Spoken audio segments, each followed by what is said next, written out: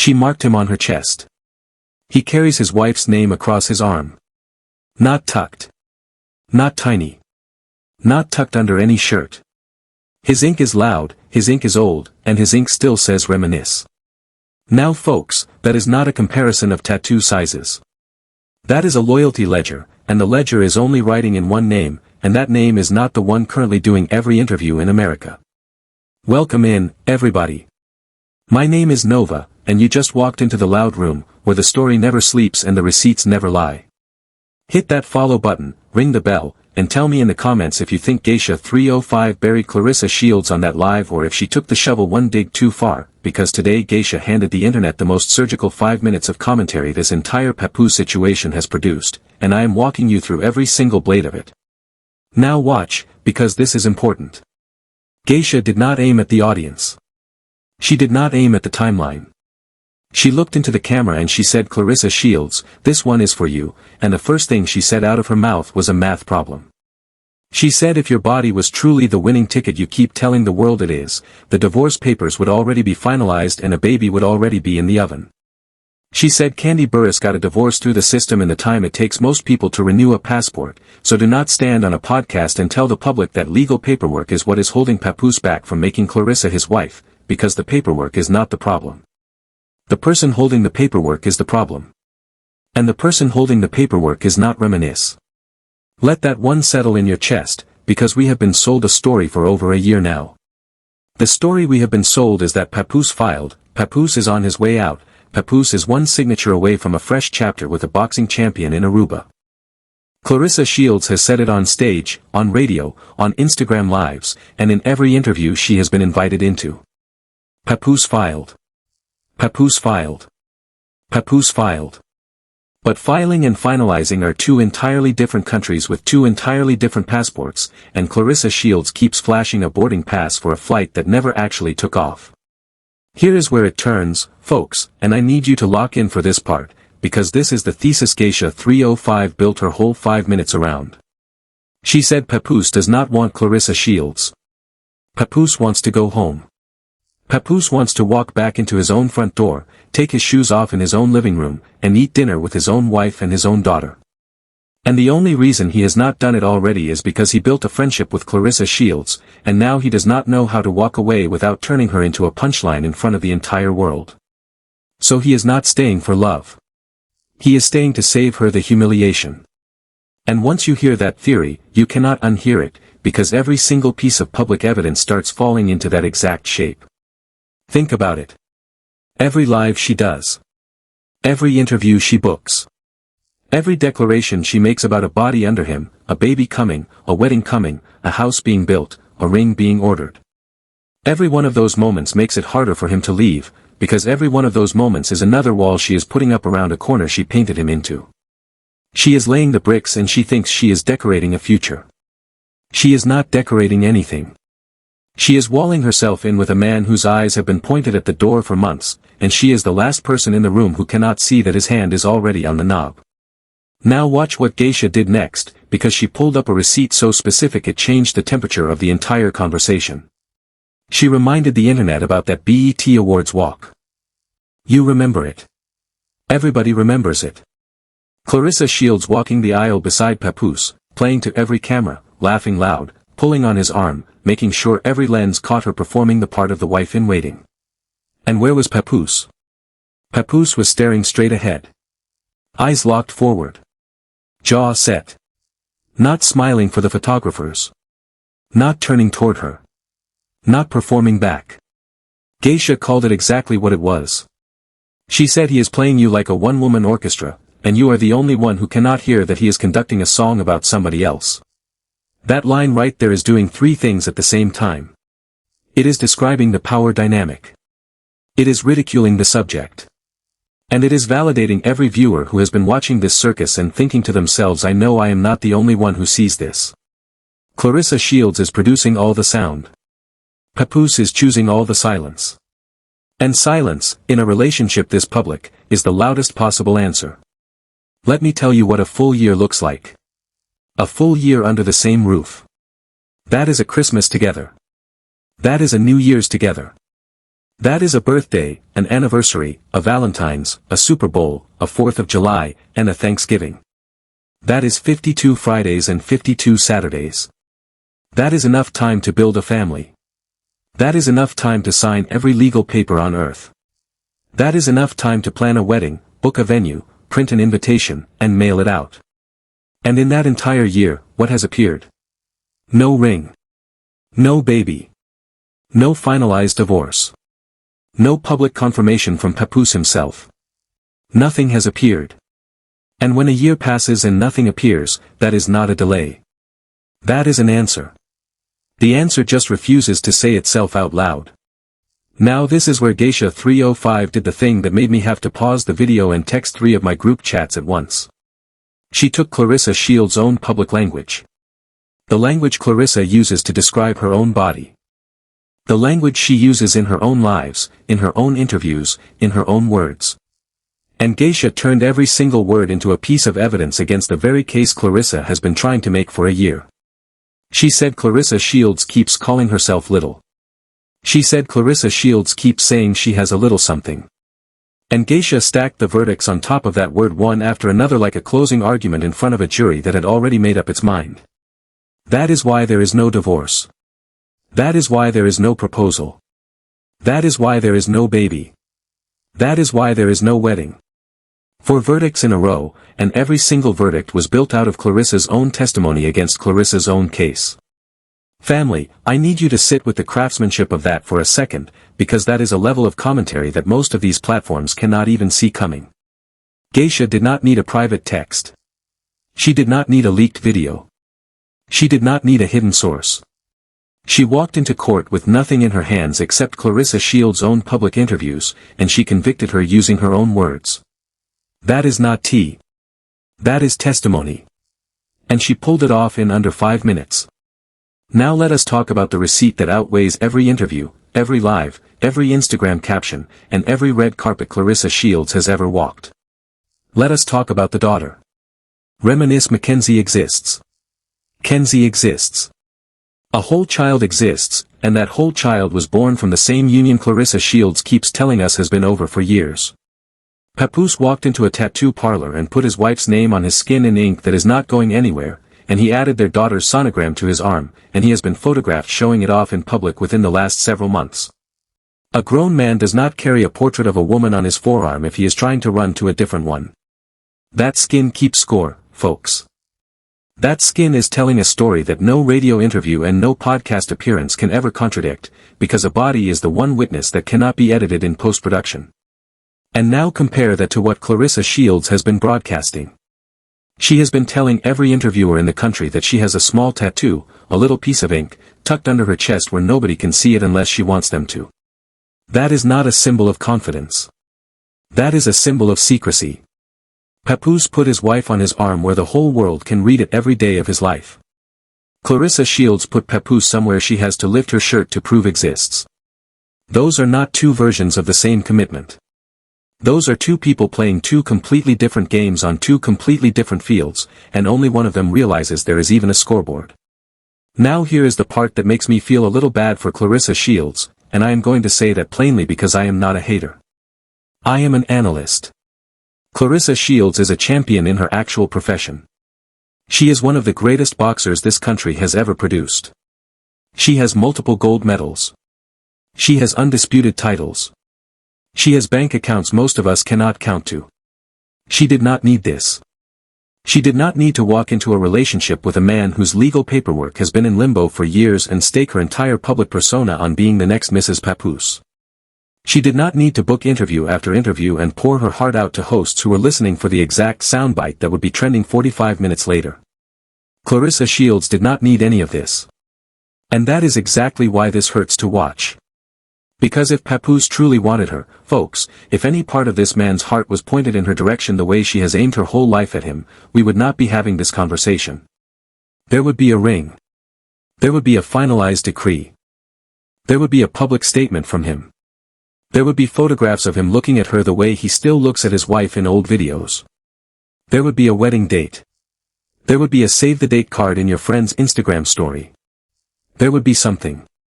And there is nothing. Not a ring. Not a paper. Not a smile. Not a public defense of her from his own mouth when Remy Ma releases another diss track. Nothing. Let the record show, in the comments, whether you think Papoose is staying out of love, out of loyalty to a friendship, out of financial convenience, or out of straight-up cowardice. Because right now Geisha 305 is out here putting her whole face on YouTube Live saying he is staying to protect Claressa Shields from public embarrassment, and honestly, that is the kindest theory anybody has offered him yet. The unkinder theory is that Papoose is enjoying the attention of a champion boxer while Remy Ma sits at home holding down the actual marriage and raising the actual child. Both theories end with Claressa Shields being the last one to know the score. Here is where it turns again, because I want to talk about Remy Mackenzie for a moment, and I do not mean Kenzie. I mean the woman. Remy Ma. His wife. The mother of his daughter. She has been shockingly quiet through this whole storm. She has not booked one interview to defend herself. She has not gone live to plead her case.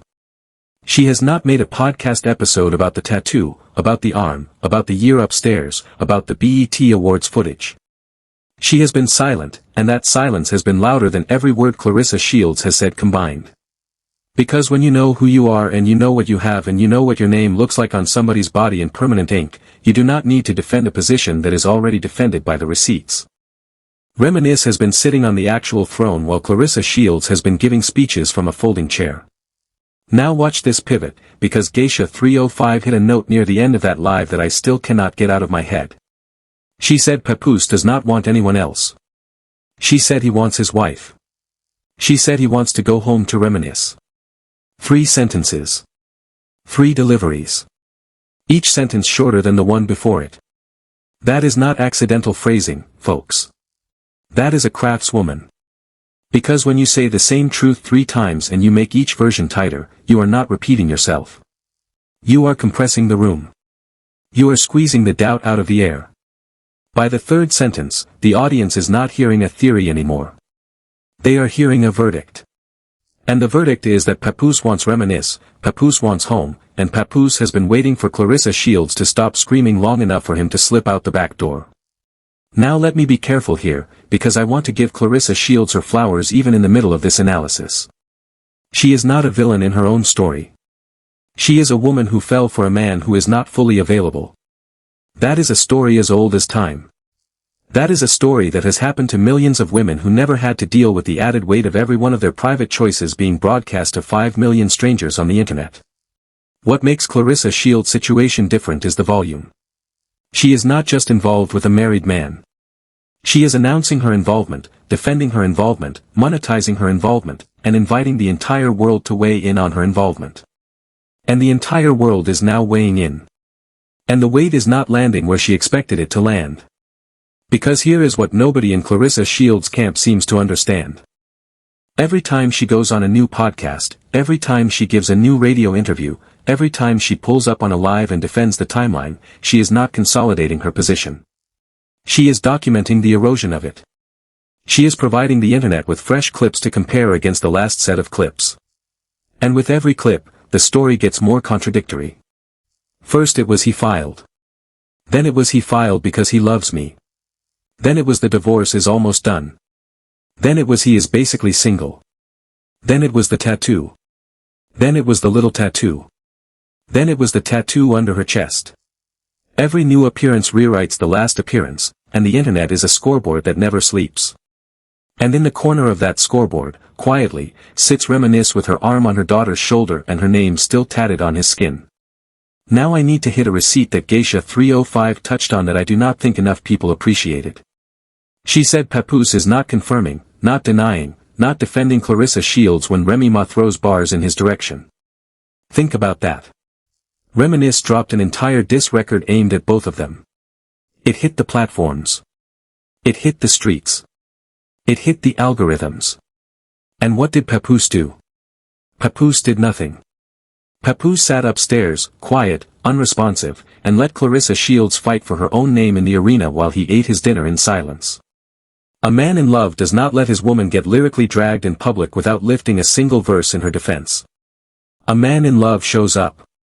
A man in love says something. A man in love makes a phone call. Papoose did none of those things. And Claressa Shields keeps telling us he is her man. But the man himself has yet to publicly agree with her. Here is where it turns one more time, folks, because I want to talk about what Geisha 305 called the friendship cage.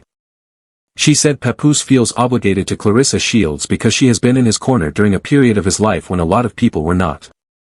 And in that obligation, she said, is the whole reason this situation has dragged on for so long. He is not staying because he loves her the way she wants to be loved. He is staying because he does not want to be the man who publicly discarded a woman who spent a whole year screaming his name to strangers. That is not a relationship. That is a hostage situation with beautiful lighting. And Claressa Shields is holding him hostage without even knowing she is holding a weapon. Let me tell you something about that dynamic, because I have watched it 100 times in 100 different celebrity situations. When a man stays out of guilt instead of love, he does not stay peacefully. He stays resentfully. He stays with his eyes on the calendar. He stays counting the days until the exit becomes socially acceptable. He is not building a future with you. He is running out the clock on his obligation. And every single day of that clock, he is quietly getting further away from you, even when he is sitting right next to you. That is why the BET Awards footage matters. That is why the year upstairs matters. That is why the absent ring matters. That is why the missing baby matters. And that is why the tattoo on his arm is the loudest evidence of them all. Because the man in the visual is not the man Claressa Shields is describing on the radio. The man in the visual is a man whose commitment was made a long time ago and is still, in ink, holding. Now let me shift for a moment, because I want to acknowledge something important. Reminisce has not been perfect either. Nobody is claiming she has been. This is not a story about a saint being wronged. This is a story about a wife whose husband still, in the actual data of his behavior, keeps returning to her orbit. And that is what makes the current narrative around Claressa Shields so untenable. Because you cannot tell the world you have replaced someone when the person you have supposedly replaced is still on the arm, on the paperwork, on the birth certificate, and in the household when it counts. You have not replaced her. You have been placed next to her, and even that placement is provisional. Let me tell you where I think this ends, and folks, drop a comment and tell me if you agree, because I have been in this analysis space for a long time and I have watched a lot of these triangles resolve. Here is what I predict.